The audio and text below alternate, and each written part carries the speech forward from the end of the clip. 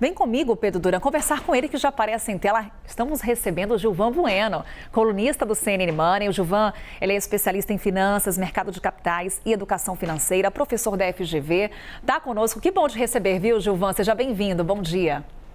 Muito bom dia a você, Pedro, e toda a nossa audiência, nossos investidores. Gostaria de chegar nessa manhã com dados mais felizes, mas infelizmente vamos ter que analisar esses dados. Pois é, Gilvan, vamos lá. Começando aqui por esse dólar, 5,91, essa reação praticamente imediata depois desse anúncio da isenção do imposto de renda para quem ganha até R$5 mil por mês. Como a gente conversava aqui, bandeira de campanha do presidente Lula, de fato uma medida aguardada, mas veio no momento em que todo mundo esperava um pacote de corte de gastos e não do governo abrir mão de receita nesse momento. O governo errou no timing, Gilvan? Olha, o Pedro ele foi muito feliz quando ele fez a introdução de que a medida deveria ter sido separada em alguns momentos. Uma analogia importante é se nós fôssemos fazer uma obra, e muitos trabalhadores, muitos da nossa audiência realizaram obras. Obras, normalmente, se você faz uma obra com muitas adequações, muitas inovações nessa planta que você está construindo, tende a ser uma obra que demore bastante. Então, o governo ele causou ali uma preocupação quando ele foi adiando durante muitas semanas a exposição dos dados. E aí ele acabou criando uma coisa que é a expectativa. E à medida que você tinha uma expectativa que essa medida seria, falando sobre o nosso grande desafio, o nosso déficit de muitos anos, a gente precisa lembrar que a estrutura da dívida brasileira ela está muito atrelada a títulos pós-fixados. E quando a gente entende que o futuro terá mais inflação, você sabe que os juros irão subir. E 70% da dívida pública é de títulos públicos. Então ele fica renegociando essa dívida com títulos públicos pós-fixados. E esses títulos pós-fixados vão aumentando nossa dívida e tirando essa faixa, que estudos do FMI mostram que uma faixa interessante para você ter atividade econômica é não ter um endividamento até 90% do PIB. Então, se a nossa dívida for crescendo e supera essa faixa de 90% do PIB, isso preocupa muito o FMI, principalmente os investidores internacionais. Então, quando ele demora isso, ele causa essa expectativa muito grande para o mercado, ele traz essa tensão. Isso é uma verdade? Sim. Toda vez que a gente tem dados atuais, que eles são desconstruídos de uma expectativa, o mercado responde de maneira negativa, como nós tivemos impacto no dólar, como nós tivemos impacto nos títulos atrelados ao IPCA, como nós tivemos impacto na construção de riqueza em outros mercados, como nós tivemos impacto na falta de confiança dos investidores internacionais do Brasil. Então, à medida que essas informações elas não foram apresentadas, criou-se uma expectativa. Quando os dados foram apresentados e essa expectativa ela estava distante da realidade, trazendo outras adequações nessa grande obra que ele está querendo construir, aí sim trouxe essa preocupação. Lembrando que o Brasil, nos últimos 30 anos, esse é um ano importante, nossa moeda completa 30 anos de estabilidade econômica, ela tinha 3 grandes pilares fundamentais: superávit primário, câmbio flutuante e metas de inflação. Então, quando a gente tem uma desconstrução nisso, isso é ruim. Isso nos lembra o Brasil dos anos 90, onde nós tivemos mais de 7 moedas, uma inflação galopante. Então, tudo que causa essa desconstrução nos assusta, porque o futuro parece uma contratação de uma crise fiscal. Gilvan, a gente está colocando aqui alguns pontos negativos do que o mercado não gostou de ouvir. Mas quando a gente olha para o que já sabemos desse pacote, o que agradou?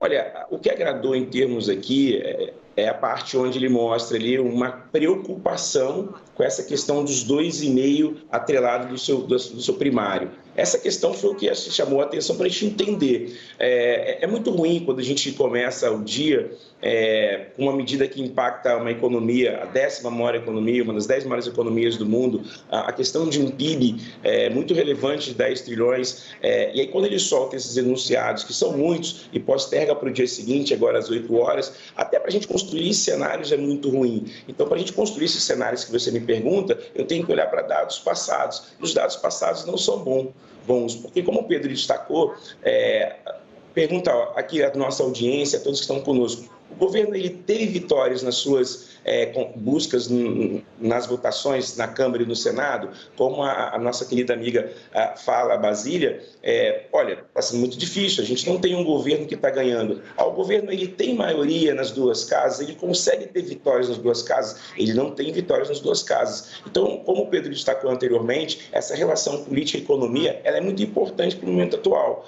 Então, se o governo, no ano de 2024, ele não conseguiu vitórias nas duas casas, ele teve perda, ele teve um problema de articulação política, isso é notório, estar nos principais jornais. Ele vai conseguir ter vitórias agora numa medida que tem tanto impacto? Então, isso é o que nos preocupa. Os dados passados não são bons. Agora, às 8 horas, nós vamos entender essas medidas, porque elas ficaram muito no hiato, no hiato que a gente não consegue construir cenários, fazer cálculos. Então, os dados passados não nos ajudam a desenhar um dado futuro próspero. Então, a única coisa agradável disso é entender essa relação do primário para fazer novos gastos. É o ponto que a gente precisa entender se isso vai ser efetivo ou não. Agora, a maior parte, e isso que é um pouco interessante destacar, é que o conjunto da obra, as principais medidas, elas não nos trazem bons sentimentos. Então, quando a gente olha para esse ponto de ter o primário atrelado para novos gastos, que parece uma grande inovação, ele fica muito pequeno dentro da grandiosidade dos dados que a gente não tem e que os dados passados não nos mostram vitórias contundentes, um governo que é maioria, a gente sabe que é um governo que não é maioria, ele não tem força para ganhar as votações, então isso é o que mais preocupa, porque os dados passados não são bons.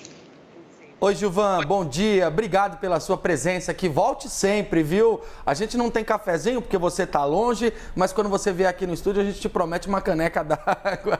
Deixa eu te fazer uma pergunta, porque conversando com esses interlocutores do governo, o argumento deles é o seguinte: vocês acham que cortar gasto do governo federal é fácil? 70 bilhões é muito dinheiro.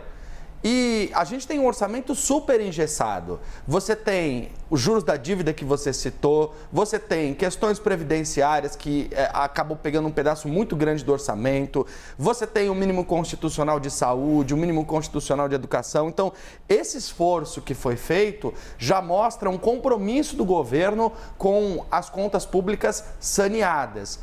Mas seria muito difícil e muito além, porque você precisaria começar a cortar na carne e na carne de pessoas mais pobres que ganham menos e precisam dos benefícios sociais pagos pelo governo. Qual que é a tua avaliação desse argumento deles? Olha, essa avaliação é muito importante. A gente tem que lembrar que o Brasil, e eu sempre destaco isso, que o Brasil ele tem um desafio chamado a armadilha da renda média. Então, o brasileiro, mais de 90% do brasileiro, ele ganha menos que R$3 mil. Então, quando a gente olha essa composição da geração de riqueza no Brasil, o Brasil ele não tem uma população com muito poder econômico. O DIEESE fez um estudo muito interessante perguntando quanto deveria ser o salário mínimo. E, segundo o DIEESE, o salário mínimo deveria ser R$6 mil.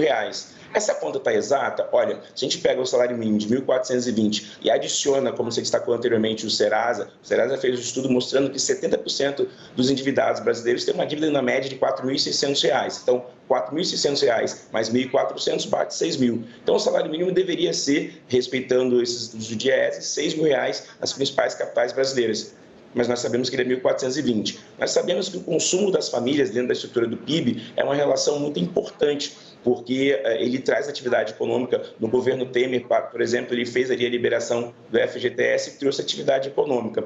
Esse governo ele fez uma leitura de que essas transferências ela ia trazer as atividades econômicas. E aqui a gente sempre fala que o Boletim Focus, onde eu tenho a oportunidade de estar no estúdio saboreando um café também, Pedro, que é um café muito bom, a gente mostra toda segunda-feira que o Boletim Focus ele tem errado contundentemente na projeção do PIB. Mas não é que os economistas eles não estão sendo assertivos nesse cálculo do Boletim Focus. Na verdade, ele mostra que quando o governo criou, por exemplo, algumas medidas como o BPC, como outras estruturas para transferência de riqueza, ele trouxe esse período inflacionário e essa geração de atividade econômica para manter a economia aquecida. Se nós tirássemos esses componentes, o PIB ele não teria crescimento. Então, você tem uma discussão de uma população que está 70% endividada, segundo dados do Serasa, onde ele não tem mais capacidade de consumo e o governo está tentando achar mecanismos que possam gerar mais atividade econômica, mais consumo das famílias, uma vez que o nosso PIB, 70% dele, está muito atrelado ali a serviços.